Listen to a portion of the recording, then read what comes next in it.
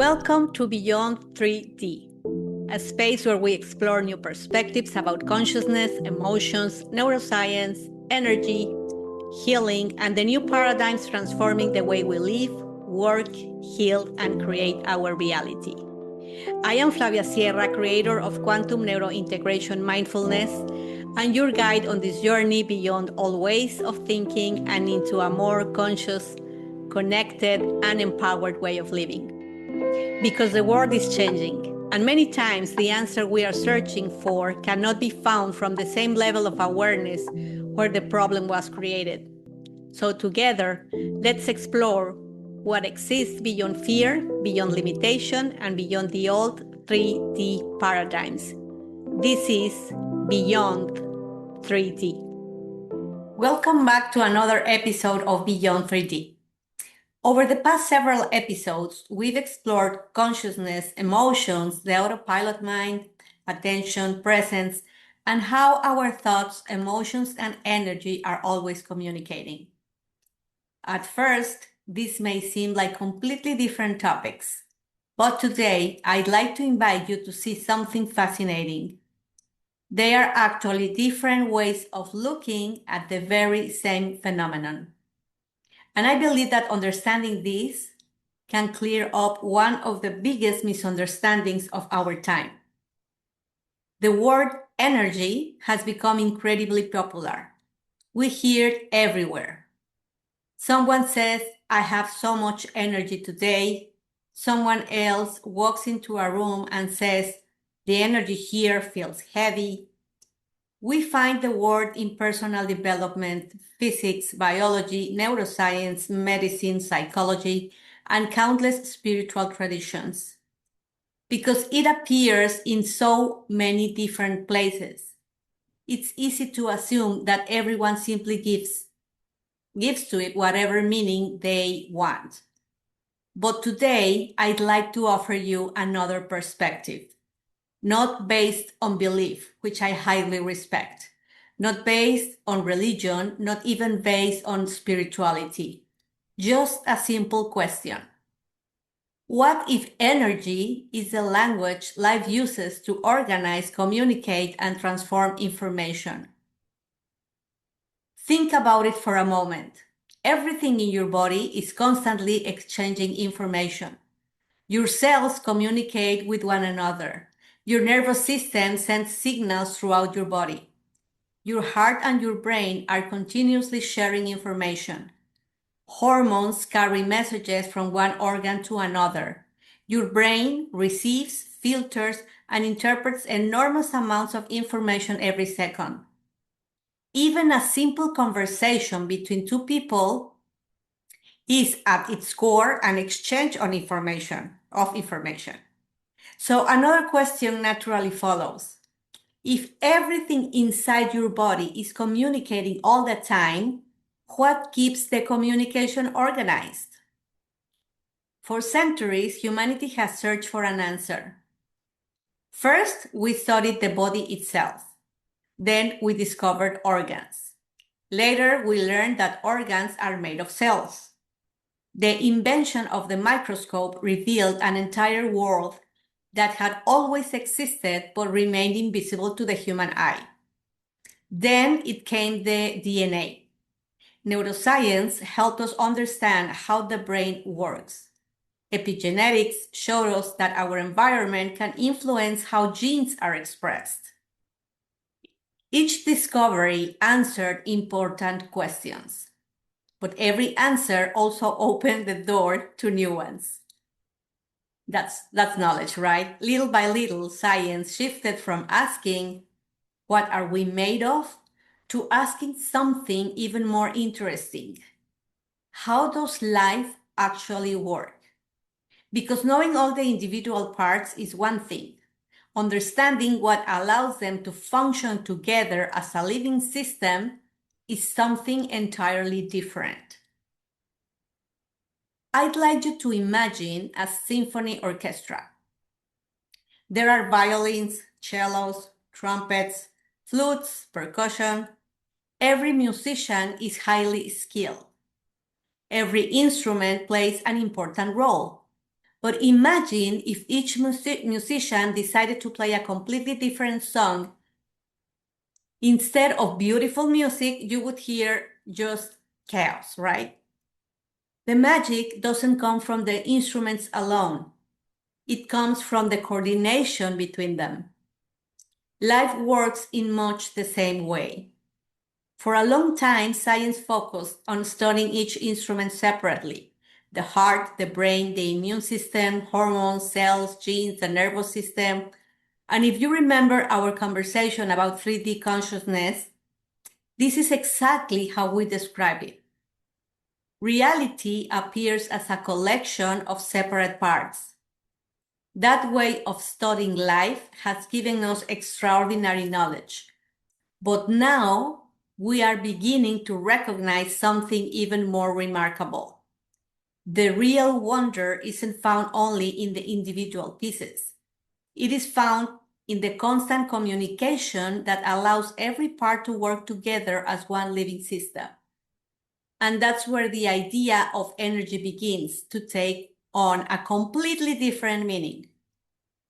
Instead of seeing it as something mysterious or abstract, we can begin to understand easily that it is an invisible language through which the life coordinates this extraordinary network of communication happening inside and around us every moment of every day. So as I continued studying these ideas, I started noticing something that changed the way I see life. Everything is connected. When we talk about thoughts, emotions, attention, presence, or consciousness, we were never talking about separate subjects. We were looking at different expressions of the same living system. A system that is intelligent, dynamic, always adapting, always communicating. And that's exactly where our journey begins today. So far, we have explored energy as the invisible language that keeps life organized. But what does that have to do with your everyday life? Because understanding the universe is interesting. Understanding yourself is transformational. And that's where everything begins to come together. Let's begin with something happening inside you right now. As you are listening to this episode, your heart is beating without you having to remind it. Your lungs continue to breathe. Millions of cells are carrying out their own specialized tasks. Your nervous system is sending signals at incredible speed. Hormones are traveling through your bloodstream, delivering messages exactly where they are needed. Your immune system remains alert, constantly protecting you. And your brain is processing everything happening both inside and outside your body. The remarkable part is that each of these systems exists. It's that they all operate together at the same time with extraordinary precision. No organ works completely on its own. No cell lives in isolation. Life depends on coordination. It depends on timing. It depends on an ongoing flow that allows every system to support the others. And I think this is easy to understand, or at least it makes sense, right? The more science learns about the human body, the more we discover just how sophisticated that coordination really is. Today, we know that cells exchange chemical, electrical, and mechanical signals continuously. We know that the heart and the brain are in constant dialogue. We know that the nervous system receives, processes, and distributes enormous amounts of information every second, allowing us to respond to an ever-changing environment. Life is never standing still. It's constantly adapting, constantly adjusting, constantly responding, and I find that incredibly beautiful. Because perhaps the most important characteristic of a living being isn't simply having cells. It's having the ability to stay connected from within. When that internal coordination is working well, balance naturally emerges. Your body knows when to repair damaged tissue. It knows when to release hormones. It knows when to activate the immune system. It knows when to rest, when to produce energy for the movement. And most of this happens without any conscious effort from you. It just knows how to do it. There's a wisdom that is continuously working beyond you and your mind and your thoughts. It is the result of an extraordinary level of organization taking place every moment of your life. Now, here's an interesting question. If your body depends so much on the quality of the signals it receives, what is influencing those signals every day? The first answer seems obvious: your environment. Temperature, light, sound, food, water, the people around you, the air you breathe, etc. Everything you experience provides information that your body must interpret. But that's only one part of the story. Your internal world also becomes part of the conversation. Your thoughts, your emotions, your beliefs, your memories, your habits, your traumas, your experiences, the state of your nervous system, all of these influence how your body responds to the world. Now, I'd like to clarify something that I believe is very important.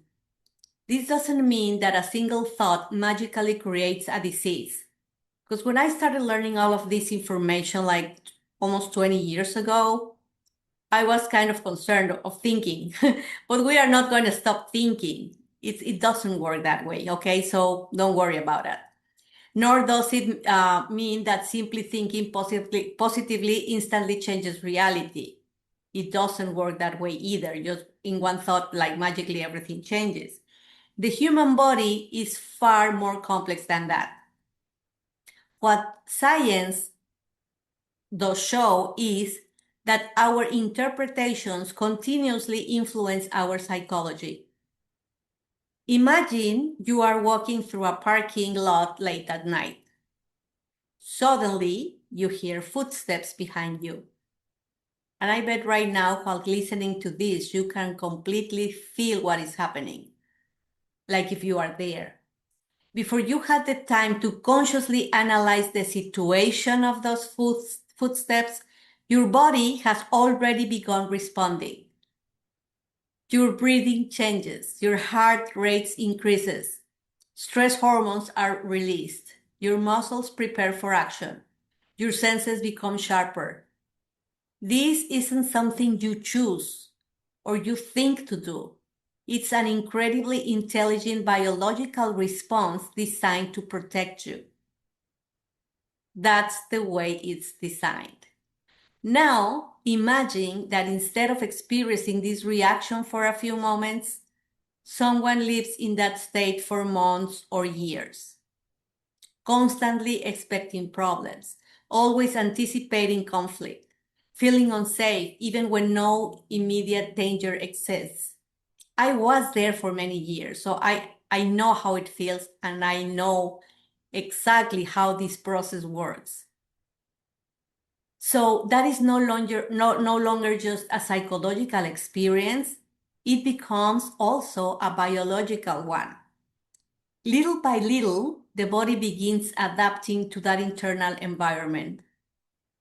And this is one of the reasons why your inner state has such a profound influence on your health, your decisions, and the way you experience life. Not because thoughts are magical, but because they are part of the ongoing conversation taking place throughout your entire system. This also helps explain something we've returned to several times throughout this podcast. Your thoughts matter, your emotions matter, your attention matters. Those are core aspects of your life. Not because the universe is keeping score, not because life is rewarding or punishing you, or God or that that creator of life in which you believe, but because whatever you repeatedly experience becomes part of the information your body uses to understand reality. And when the information changes, the responses begin to change as well. I think this is where one of the greatest misunderstandings about energy starts to disappear. Because many people say they don't believe in energy or in these things, as they call them, but it's not that they don't believe, it is that they don't know about it. And when you don't know something about it, it's not, or it's harder to believe, right? But when you understand, it's like, okay, I don't really get how it works, but yeah, it makes sense. Now I can see what energy is. Many people assume that if something is invisible, it must also be impossible to understand. And that's what I'm doing this, because I really want people to understand in the most simple way I can explain. But we live with invisible forces every single day. You can see radio waves, you can see Wi-Fi, you can see gravity or memory.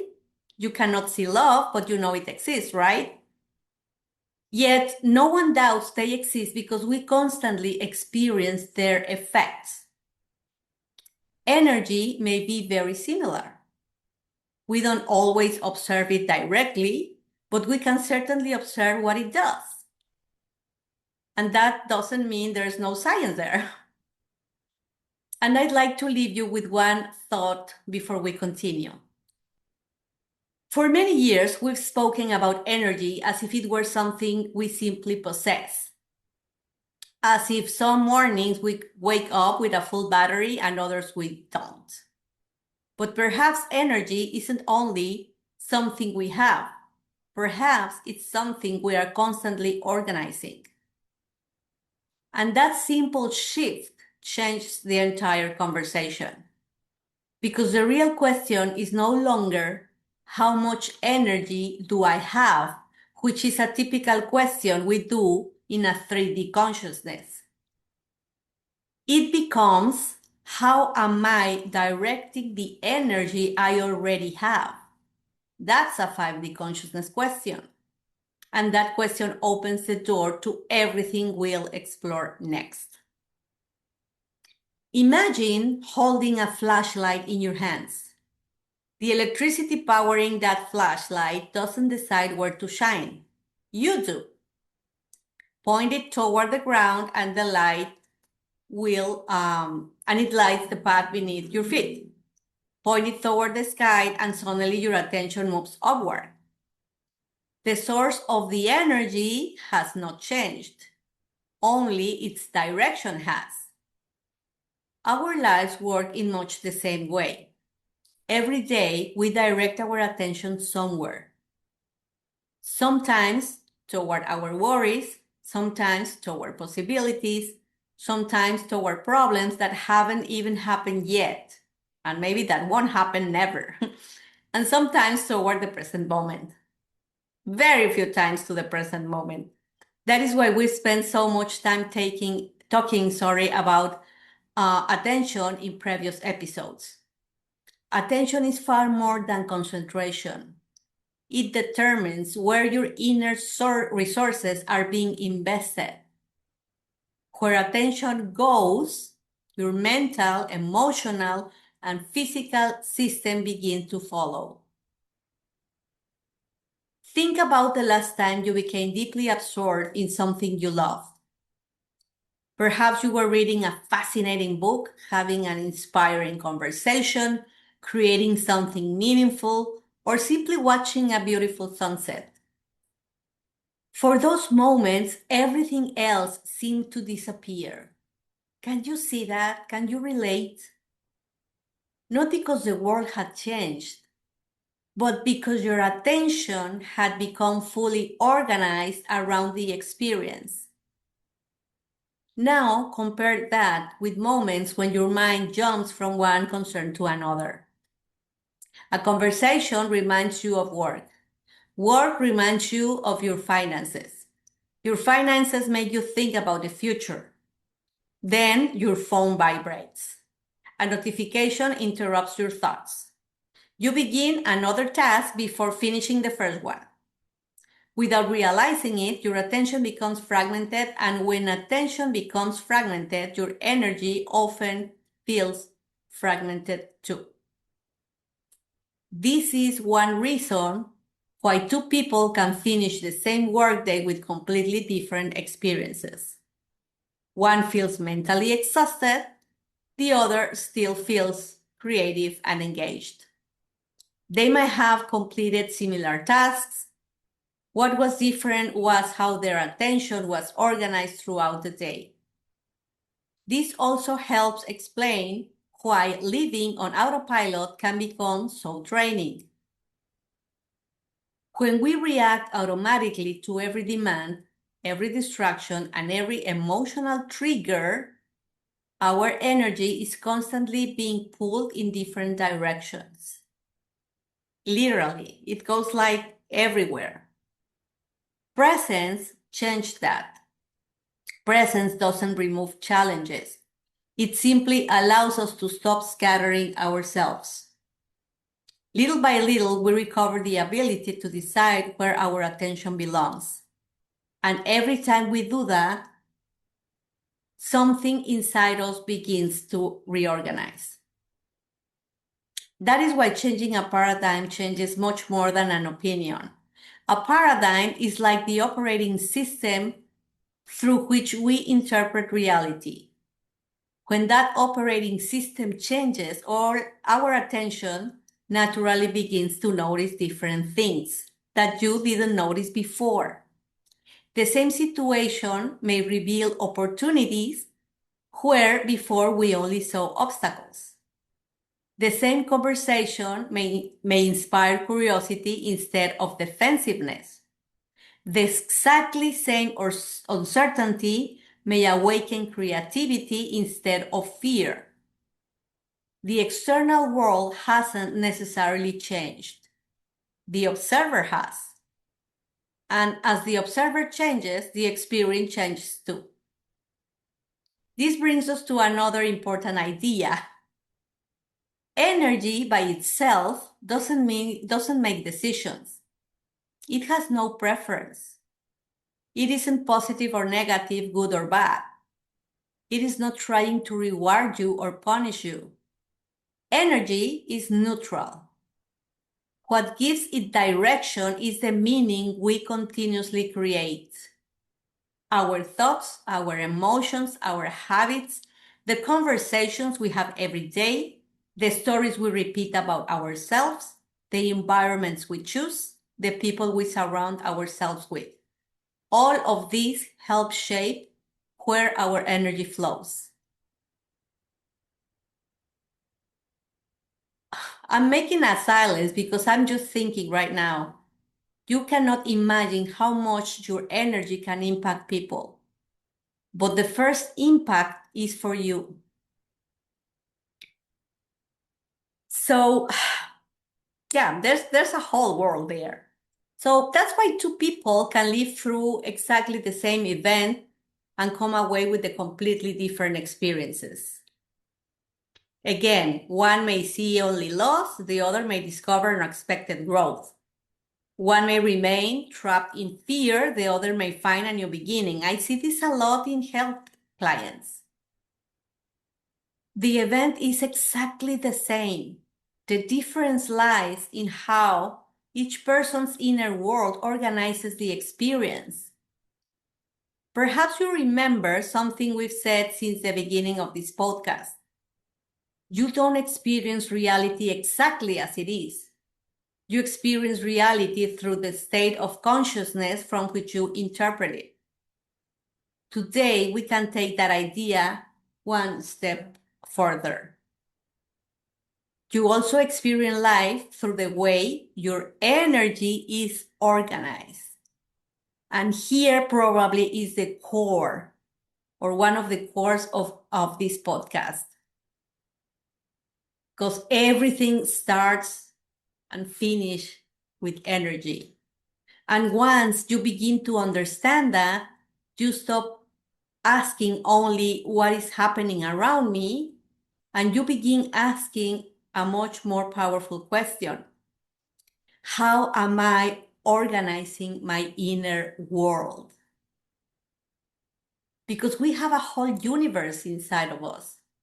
Because that quiet inner organization eventually becomes the life you experience on the outside. At this point, energy may already feel less mysterious than it did at the beginning of this episode. Not because we have explained every detail, but because we are beginning to recognize it as something deeply practical. Something that is present in every thought, every choice, every relationship, and every moment of our lives. It's there all the time. Yeah, just as Wi-Fi. Now, we have arrived at a question that in my experience changes everything. We have talked about how the body exchanges information. We've explored how attention directs energy. We've seen that every system inside us is constantly working together. But there's still one important question left. Who organizes all of that? Imagine opening your email first thing in the morning. Dozens of new messages are waiting for you. Some are urgent, some are important, others can wait.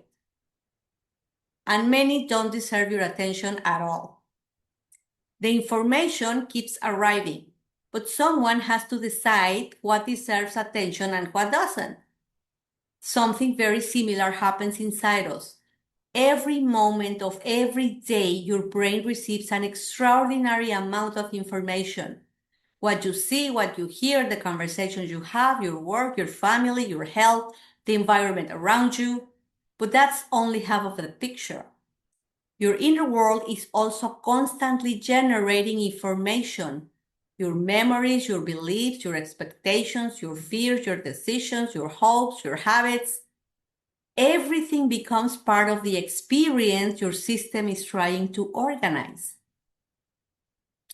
And this brings us to a concept that has gradually been appearing throughout this podcast too, your inner state. To me, the inner state is far more than an emotion. It's more than your thoughts. It's way more than your mood. More than whether you are having a good day or a difficult one. Your inner state is the overall condition of your entire system in this moment. The whole system that you are. As of right now, you may know, or you have probably realized, that you are not just a body and a brain. You are a whole entire system. Your inner state is the way your body, your nervous system, your emotions, your thoughts, your memories, and your consciousness are working together to interpret reality. And once you understand this, something that may have seemed confusing suddenly becomes very clear. Have you ever noticed that some days you solve difficult problems with surprising calm? Unexpected situations appear, yet you stay focused, you think clearly, you make good decisions, you even finish the day feeling grateful. And then there are other days when one small inconvenience, like very little tiny inconvenience, seems to affect everything. A delayed flight, a short email, a comment from someone you love, suddenly everything feels overwhelming. What's changed? Not necessarily your circumstances. What changed was the condition of the system experiencing those circumstances, your inner state. The external event may be identical, but the person experiencing is no longer organized in the same way. And that changes everything. The same conversation can feel like encouragement or criticism. The same challenge can become an opportunity or a burden. The same uncertainty can awaken curiosity or anxiety. Reality hasn't necessarily changed. And it seems like I'm repeating and repeating and repeating, but that's the only way sometimes our brain finally understands or gets totally the information. What changed? The observation, the one who was observing. And when the observer changed, reality begins to feel different. This realization completely transformed the way I understand personal growth. For many years, I believed that creating a different life depended mostly on changing my thinking. I understood also personal responsibility. I believed we participate in creating our experience, and I studied those ideas for years.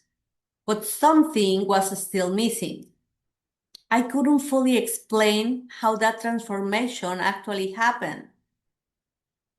Then, little by little, through my experiences, through my life, through connecting dots, something became clear. Before changing what's happening around us, we first need to understand what is happening within us. Because every external experience is filtered through the condition of our inner state. That doesn't mean we ignore life difficulties. We all experience loss, illness, unexpected change, conflict, uncertainty. Being conscious doesn't mean pretending those experiences don't exist. It means becoming aware of the place from which we are responding to them. Because that place, somewhere within you, influences every decision we make. Every relationship we build, every opportunity we recognize, every challenge we overcome. This is why I often say that your inner state may be one of the most valuable assets you will ever develop. Because it's the place from which you think. It's the place from which you love, the place from which you live, the place from which you care for your body, and the place from which you create your future. Perhaps that's why I'm more convinced than ever that true transformation doesn't begin when life changes or people changes. It begins when the inner state through which we experience life begins to change. And once this happens, everything else starts moving in a different direction. Now, this stops being just an interesting idea and it becomes a deeply practical aspect. Because your inner state isn't something separate from your daily life. It is the place from which you live your life. Let's imagine someone who has been under constant stress for several weeks. They are sleeping poorly, they feel overwhelmed by work, they are worried about money, they rarely have a moment to slow down. Little by little, their nervous system begins to treat that level of stress as normal. Notice what starts to happen. At work, small challenges begin to feel much bigger than they really are. It becomes harder to concentrate. Patience becomes shorter. Simple decisions require more effort. Creativity begins to disappear. Then they arrive home. But the stress doesn't stay at the office. Those stories when I was like in the 80s in my first job, right? We used to hear, or probably you can still hear, I don't know, people saying the problems from the office stay in the office when you get home, and problems from home stay at home and don't come into the office, and don't bring your problems to the office. There's no such thing. There's no way to do that. So when that way of thinking and feeling is in your inner state, then a simple conversation with a partner quickly turns into an argument. A child's innocent question feels like another demand. The body also joins the conversation even if you don't notice it. Muscles remain tense. Sleep is no longer restorative. Digestion changes. Breathing becomes shallow. Even the immune system may begin to feel the effects of prolonged stress. So, from the outside, it may look like work is the problem, or the relationship, or the body. But underneath all of those experiences is something connecting them. The person's inner state. Now, imagine that same individual a few weeks later. The responsibilities haven't disappeared. Life is still asking a lot of them. But they have learned to regulate their nervous system. They have begun sleeping more deeply. They have become more aware of their emotions. They have learned how to pause before reacting. Little by little, they have developed a more stable inner state. Something remarkable in that moment begins to happen. The challenges don't necessarily disappear, but they no longer experience them in the same way. Not because life became easier, but because the person living that life is no longer the same. I believe this is one of the greatest lessons we can learn in life, and the greatest lessons we can start teaching our kids so that they can live a different life. Many of us spent years trying to change our lives by changing our circumstances. We change jobs, we move to another city, we end relationships, we start new routines. Sometimes those changes are necessary. But have you ever noticed that simply starting over somewhere else doesn't always solve the problem? And of course not, because wherever you go, you take yourself with you. And you take your inner self. You take your habits, your interpretations, your nervous system, everything. And until that changes, many of the same patterns quietly return. Real transformation happens at a much deeper level. It begins when the place from which you experience life begins to change. That is why we have returned again and again to the same ideas throughout this podcast. Attention, presence, emotions, the autopilot mind, consciousness, paradigms. These are basic concepts in the present life. They have always been, but now we know them. They were never separate subjects. Each one was helping us understand a different part of the same living system. We are living systems. We are not just mind, body, and soul. We are a whole perfect system. Each one was preparing us to understand the importance of the inner state. And once your inner state begins to change, something extraordinary becomes possible. You no longer need to control everything happening around you in order to experience peace. Actually, the more you give up control, the most in peace that you live. Instead, you begin developing the ability to remain centered even while life continues to change. To me, that is one of the greatest forms of freedom a human being can experience.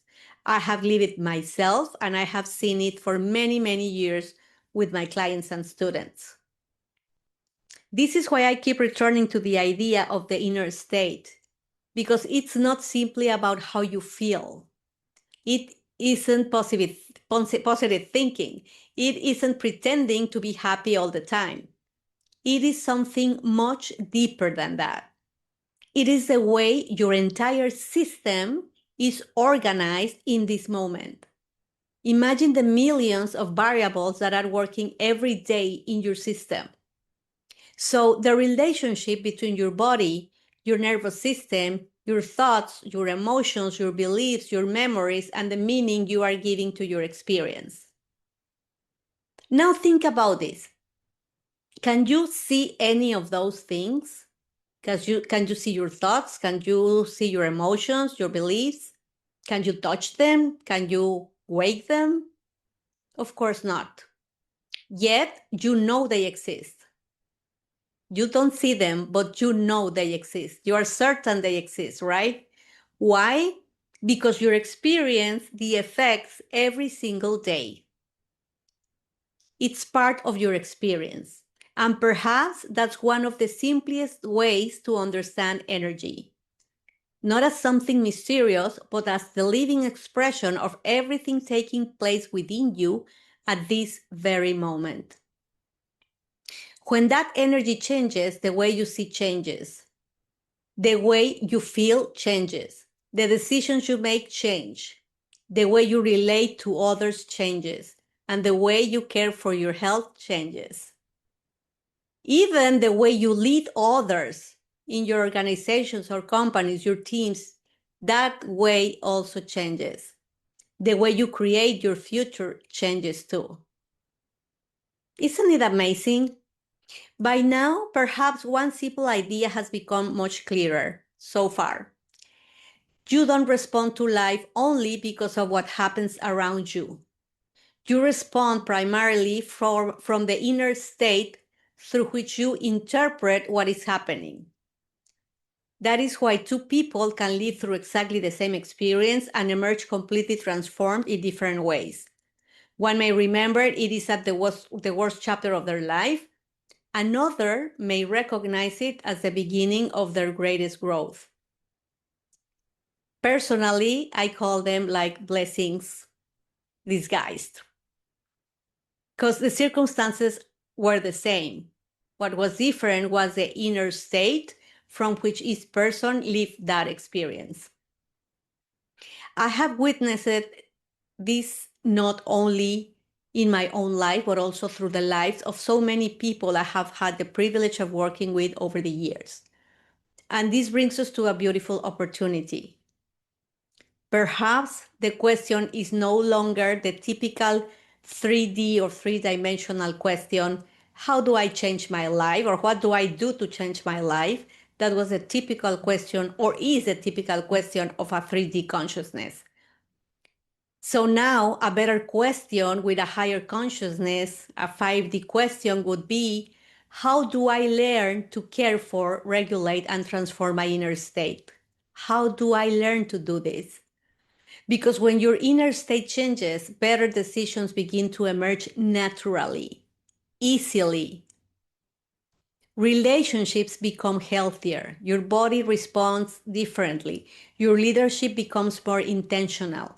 Your work becomes more meaningful. Your life begins moving in a new direction. Not because you force reality to change, but because the one experiencing that reality, that is you, have changed. After many years of studying, observing, and working with people, this may be one of the simplest definitions I can offer. Energy is the invisible language of life. And your inner state is the way that language expresses itself within you. Learning to understand it, learning to care for it, and learning to guide it consciously may be one of the most valuable skills we can develop as human beings. Can you imagine a world if all of our children could grow with that muscle already developed? As we come to the end of today's episode, I don't want to convince you of anything. That has never been my intention, and that will never be.